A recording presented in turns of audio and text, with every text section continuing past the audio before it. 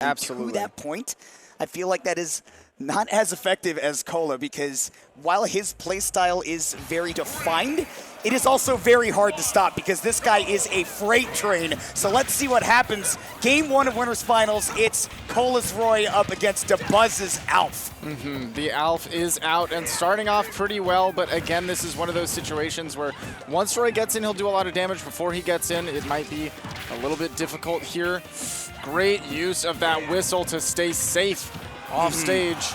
And Dabuz, oh, the feed just went out for us, but hey, you already know what's going on, right? Dabuz is trying to lock down Kola's movement. That is exactly what is going to happen every time that they are playing because Kola is so based around his movement to try to force an option out of you that, you know, it's going to be his main game plan. But right now, as we come back, Dabuz was racking up a huge lead and got that first stock no problem. Right, and with the way that Kola is so movement-based as a player, that'll give a lot of opportunity for these Pikmin to be at play, especially when we've got a purple on lock. It can catch all of your dashes. And right now, not wanting to commit to swinging the sword to get rid of that white Pikmin that's doing so much damage. The white is very, very strong if Dabuz is able to keep a good mid-range presence, but it's the purple and the yellow that he's going to find the most success with because, again, that purple can lock down Kola's movement really well, and the yellow gives you that extra range on your normals and on the toss as well. Yeah, not only that, but extra shield stun when you get that up smash, make it a little bit more safe. Dabuz just rocking it with the one purple Pikmin, which honestly, if you're not trying to play that zoning game, it's not that bad because you know you're going to be hitting with purple every time. Right, you've got the consistency, but here we go, that up air, not consistent in the hitbox of that blade, but at the sweet spot on the hilt is going to take that stock. And then Kola getting the damage on early a little bit there with, well, all the specials. It's the Blazer, it's the double-edged dance. When might we see the Flare Blade and the counter come out? You never know, but what we do know is that Kola's juggle game has been excellent against Dabuz. He's done such a good job of baiting out those jumps and disadvantage, leaving Dabuz without resources. Again, with a solo purple, is trying to rebuild the army. And great patience there from Kola, not running into that forward smash. Has Dabuz at the ledge. How's he going to do it? And I think Dabuz was just waiting to see if Kola would continue that short hop tempo, or if maybe after he does 2 or 3 of them, he's going to change it up, and that would give him an opportunity to get out of the corner. But if there's one thing I am afraid of against Kola, it is being in the corner against him because his pressure is nuts. Pressure nuts. The ledge trapping's great, but Dabuz finding his way out with that down air. Again, fighting for stage with the forward smash. Oh, what a great hold down from Kola. And also that made it more likely that he might kill that white Pikmin with all of those hits, right? But still, I was about to say yet to get a stock, but Kola cuts me off before I can get there. He does regain the lead. Though not at a healthy percent, it'll only take a blue Pikmin up throw to do it, and Dabuz is certainly looking for it. Blue Pikmin still surviving after he tossed it far. Dabuz at the ledge. With the mix, up smash with the blue is absolutely not going to do it. Kola stuck in this corner. He's got strong arms, but he skipped leg day. Or head day, I guess. I don't really know what part of the body the Pikmin hit you with. You know, sometimes it's a full body tackle, I think. Like up that. Smash, flinging the entire yellow Pikmin at Kola. The somersault game, on point.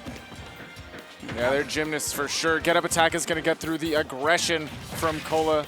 Dabuz holding center, big damage off this up smash. Oh, huge damage. That's the Olimar Classic. And again, like you mentioned, the yellow and the purple, when you're going for those up smashes, are just brutal. Does find up a shield to punish that forward smash extension. Now we've got to grab, put him back in the air. You know he wants this juggle. Nice tossing the yellow Pikmin so that he has the purple available to him, not only to throw out as a hitbox, but to also toss that Pikmin in case Kola gives him the opportunity. That's something you're going to see Dabuz do a lot, is very careful management of that Pikmin order that he's got on deck. No Pikmin in hand, and that means that Kola is free to not commit to that shield there, able to just position properly for that roll, get the forward tilt, and Kola takes that first game. And boy, did he look solid the whole way through. I think that he had very clear ideas of what his win conditions would be in any given point, right? And I think especially to that end, he really knew what his lose conditions were. Like if he overextends against Dabuz, particularly on those juggles, now you're above an Olimar, and that's negative places I want to be. you could see multiple times he was playing just at the perfect range where he's kind of like max distance of like a yellow forward smash, and he would be able to block them pretty consistently. He's not moving in up too close because he knows if Olimar whiffs, or if Dabuz whiffs in particular, he can close that distance. Roy's a pretty quick character, but staying at that mid-range where the forward smash, in maximum reach, he can still punish that air shield with the Blazer, or he can just back up and take that space. That is the basic idea behind spacing. You want to play, of course, outside of your threat zone, because one of the core tenets of Smash is don't get hit. Anybody who's watched the Smash Brothers documentary knows that deeply well.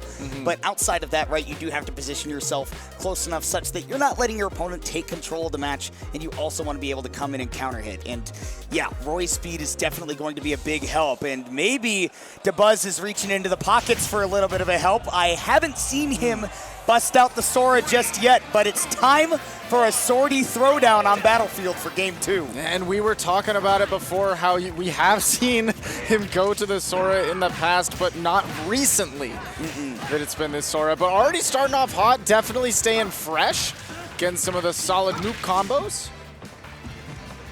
Buzz. I mean, look at the space that Kola's giving him off of the ledge, right? He's saying, look, I understand what Sora can do off the ledge, but I don't fear you on stage. So you want to get back up into the corner. I'm much more effective at fighting you when you're in the corner versus when you're off stage. I also love the immediate adaptation from Kola, seeing that as soon as one of the aerial hits hit the shield, not even worried about the multi-hit mix-up, just going for your Blazer out of shield because it's got that armor.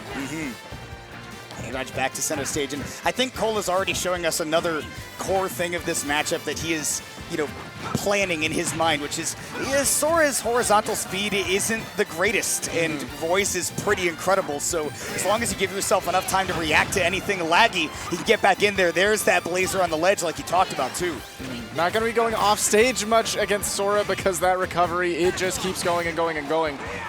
Right now, Kola going to the corner, fighting his way out of it. What a clash! And that's going to be Jeb only the weak hit afterwards. Gets more, though. Again, Kola not overcommitting on these juggles. He knows that with those platforms in the way, especially with how floaty Dabuz is on the Sora, he's not going to have that many options to mix up the landing outside of the hitbox that Sora has. Today I learned that move 2 frames. Just insane catching Kola on the way back up. Great grab from Kola, going to back throw, try to set up a mix-up on the platform, but my goodness, Sora is so floaty and so good at just getting out of these awkward situations. Yeah, I mean, you juggle him, yes, it's going to be hard for him to land, but if he's far away from you, yeah, it's going to be tough to find him. Blazer not going to get the kill yet. That up B, like you said, strong, but sometimes, especially on Battlefield, you got to have a lot of rage to make it work. Definitely one that scales well with rage. Oh, Dabuz back of the ledge. We're definitely a solid hit back air or forward tilt away from Kola evening this up. I don't know if Jab's still going to connect. The Nair almost doing it by itself. Again, paying testament to just how light Sora is. And again, right there, Kola says, look, you're in the corner, that's fine. I'm not going to mess with you off stage, but this is a place where I definitely feel comfortable putting on the pressure and the damage too. But Dabuz, great counter to get himself back in it. Yeah, immediately knowing Kola's going to swing, but doesn't actually have the frames. Gets down with the downer, but Kola immediately, once again, he's taxing. Dude, it looks so hard for Dabuz to get any semblance of stage control against Kola here. I mean, anytime he tries to make up that ground, the Roy is just out of his swinging range, and that is a little bit of a hard sell to get in. Once again, it feels like this whole set has been played with Dabuz at the ledge. Have you noticed that the crowd is shouting out the spells? Oh, yeah! How about this one? Can the crowd shout, yeah! Yeah! That's Roy getting that forward smash. Kola putting Dabuz on last stock in Game 2, and again, applying the pressure with the double-edged dance. Thunder! Thunder! Can we get? Oh, he went with the Keyblade there. Freeze. Big freeze. Boy, am I glad he's frozen in there and we're out here. Yeah, I'm really glad. Oh, the Thunder! Just clipping one hit, but Kola able to make it back. The crowd is absolutely loving this Sora, and I'm sure they're really happy to see that down tilt confirmed. Put Dabuz on even stock with Kola here. If there is one thing Dabuz has not been dropping, it's been his confirms. If he has been labbing out that Sora in training mode, it is paying off dividends now. But Kola has more hours in Roy than probably anybody else on the planet. Absolutely, he is a grinder, and right now we're seeing the results of that. Quick 70% on Dabuz, going off so deep for the down air, gives Dabuz the space.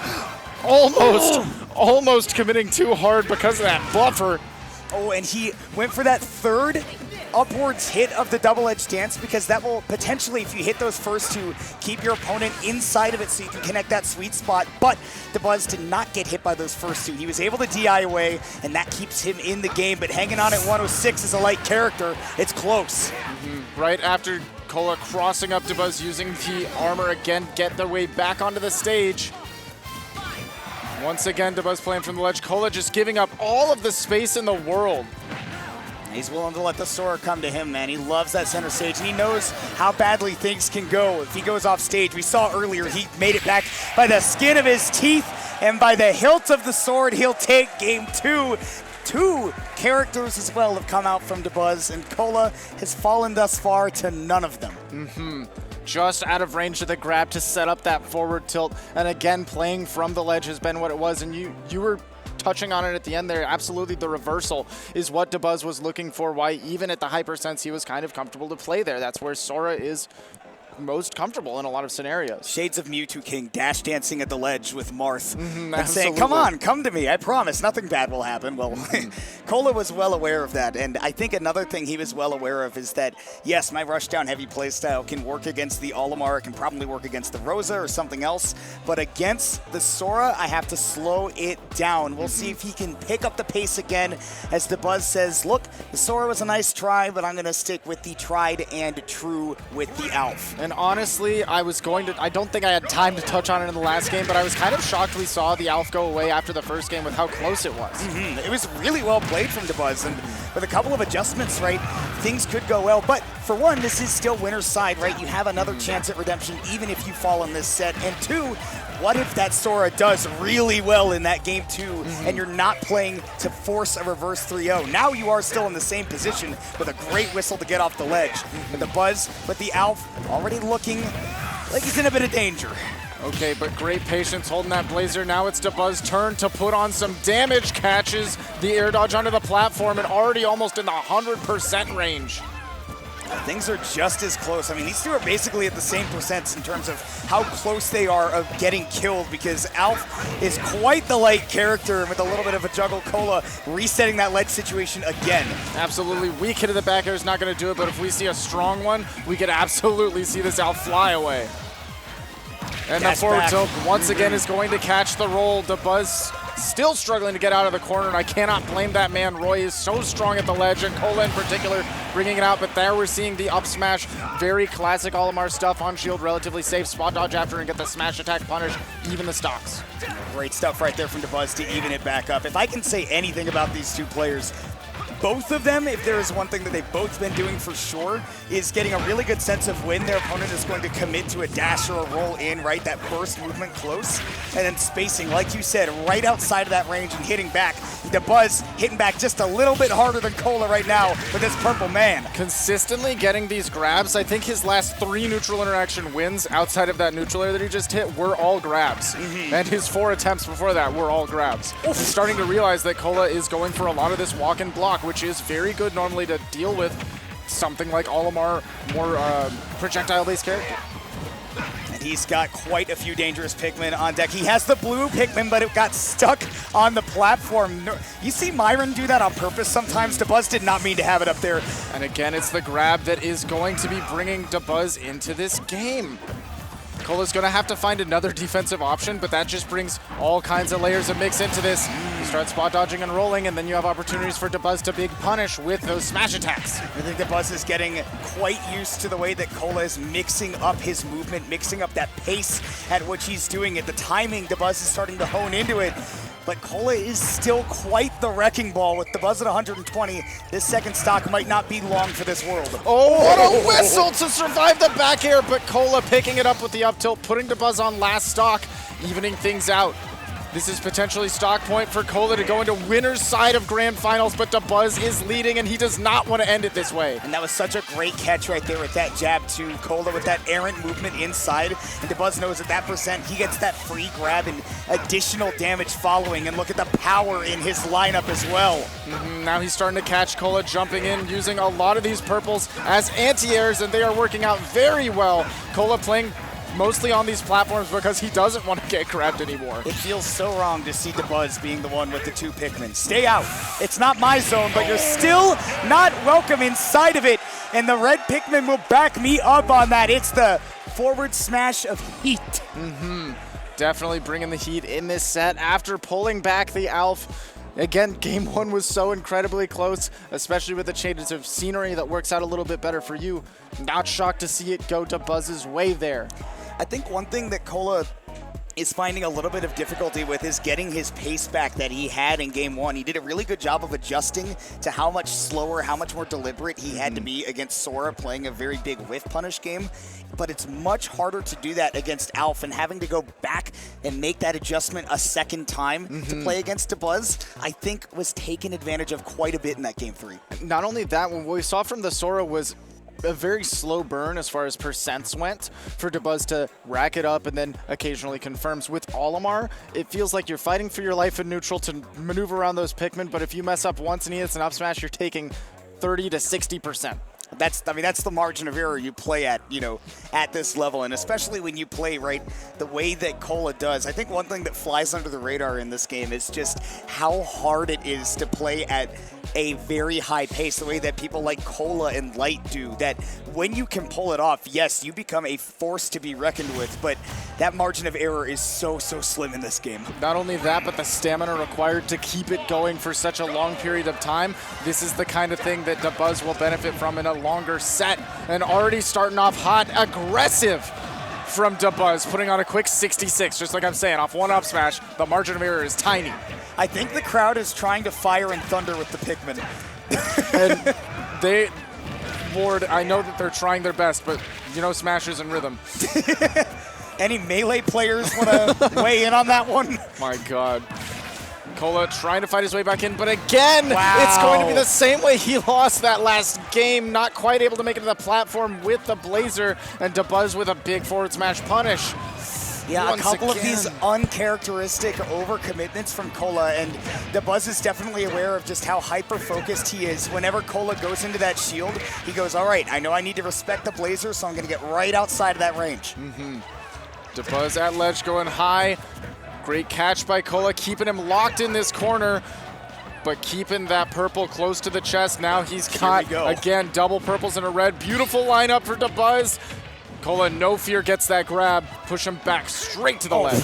What happened to the... Oh, he called it back. That was actually really smart by Dabuz. He recognized the purple was gone, and he called it back, and how clutch it was to bring it back, because it ended up getting him that stock with a big lead. And now double up smash again, 60% off of one mistake in neutral. Kola does finally fire back, gets the first stock in this game, but Dabuz is playing way too hot right now. Kola's got to turn it up to 11. His command of the big stage has just been something to marvel at. Every time Kola tries to make up space, Dabuz still has more behind him, and again, he's baiting out some uncharacteristically committal options from Kola. And I think the biggest thing that we're seeing that is giving Dabuz success here is he is actually matching Kola's pace. It's not playing a sit back, run away, and toss Pikmin game 100% of the time. It is a lot of staying up close with Kola. And that's what's fascinating, right? Again, normally I think of Dabuz as a guy who stops you from executing your own game plan, but now he's going toe-to-toe with one of the fastest players in the world at his own game.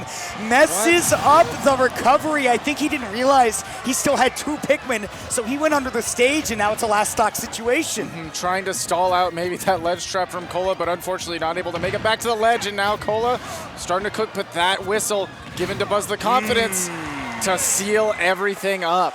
And that last stock was taken by some great reactions from Dabuz, who realized as Kola was drifting onto stage, he knows that Roy may have really good aerial drift, but what he doesn't have great in is aerial acceleration. So once Kola was already drifting onto stage and was too low to throw out an aerial, Dabuz knew that he could just get out of the way, get in that blue grab, and then get the up throw to finish the game, because Kola would not be able to safely go to the ledge at that point.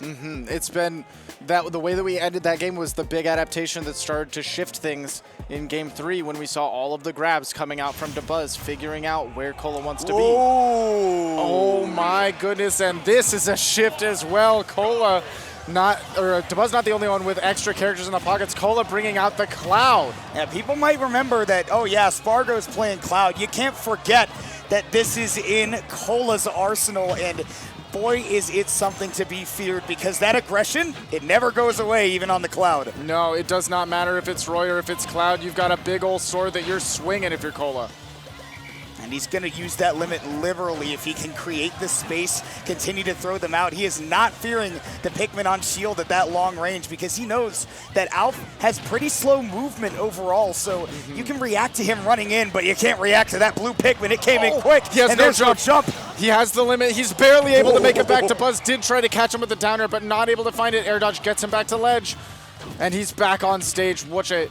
A big opportunity for Dabuz, but look at all the damage that Kola took just trying to survive. Yeah, 118, and Dabuz, again, like you said, he's got the purple Pikmin. The powers are in play. 125% and climbing, but now Kola gets to go back to the ledge trap. And what button do you press when you're ledge trapping? I'll give you a hint. It's the one that goes in the square hole. It's that Cloud back air. It is the right tool for almost every job, and we're seeing it come through again and again and again. It goes in the square hole. You press back air whenever you like. And Kola doing a great job demonstrating that to make it work the most effectively, you mix up your timing. Because right there, Dabuz was ready for that low fair with the low back air. Now he finishes out that stock to even it right back up. Dabuz on top of the timing of that neutral get up and a big grab. Again, doing a great job of finding these punishes. Stuck in the corner, Kola. No matter how tiny Alf is, still doing a great job of catching these really low back airs. That can be difficult. His spacing has been on point in terms of maximizing that actual tangible ability to, actually play the game, right? He's not putting himself in too much end lag. Going for the big juggle right there, waiting on the back air, and it continues here with Dabuz trying to stall out the limit, but he was not able to stall it out enough. The cross slash, putting Dabuz on potentially his winner's bracket stock. Kola doing a good job continuing the pressure, but Dabuz, once he gets the one hit, it just keeps going. 50%. That's definitely something he'll need to answer this stock to bring it back to a doable game. But what an... That was a perfect read on that whistle. He knew that Dabuz was looking for him to extend with a nair. Instead, chopped him up with the forward air. Kola rolling with the momentum of an absolute freight train. And the back air gets Kola his spot in winner's side of Grand Finals.